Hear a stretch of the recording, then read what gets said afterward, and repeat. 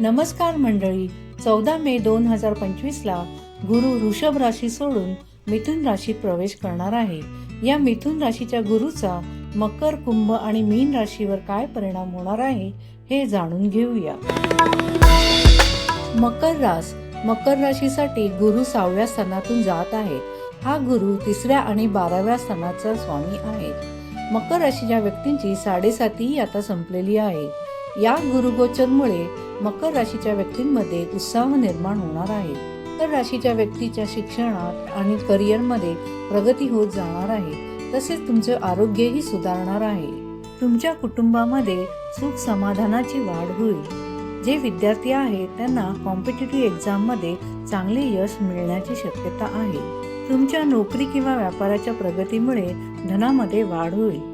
मकर राशीच्या व्यक्ती कुटुंबाच्या सुख सुविधासाठी पैसे खर्च करण्याची शक्यता आहे. कुंभ राशीसाठी 2ऱ्या आणि लाभ स्थानाचा स्वामी गुरु पंचम स्थानातून गोचर करत आहे. कुंभ राशीच्या व्यक्तींना या येणाऱ्या काळामध्ये सुख आणि समाधान मिळण्याची शक्यता आहे. तुमच्या मधला आत्मविश्वास वाढणार आहे.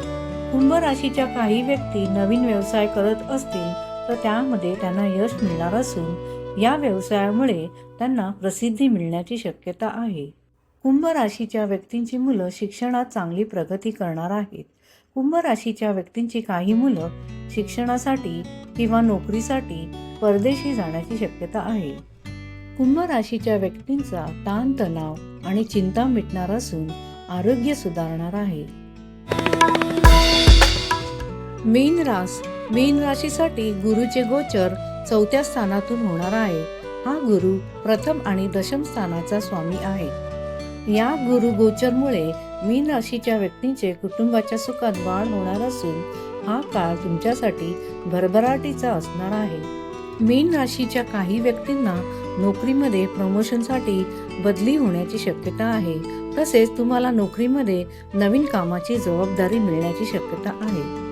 मीन राशीच्या व्यक्ती स्वतःचे घर घेण्यासाठी कर्ज काढण्याची शक्यता आहे. या येणाऱ्या काळामध्ये वाहन किंवा जमीन खरेदी करण्याचा योग आहे. तुमच्या घरामध्ये मंगल कार्य होण्याची शक्यता आहे. हा व्हिडिओ तुम्हाला कसा वाटला कमेंट करून नक्की सांगा. व्हिडिओ आवडल्यास लाईक करा, सबस्क्राईब करा आणि शेअर करायला विसरू नका. तुम्हाला कुठल्या विषयावर व्हिडिओ पाहिजे ते आम्हाला कमेंट करा.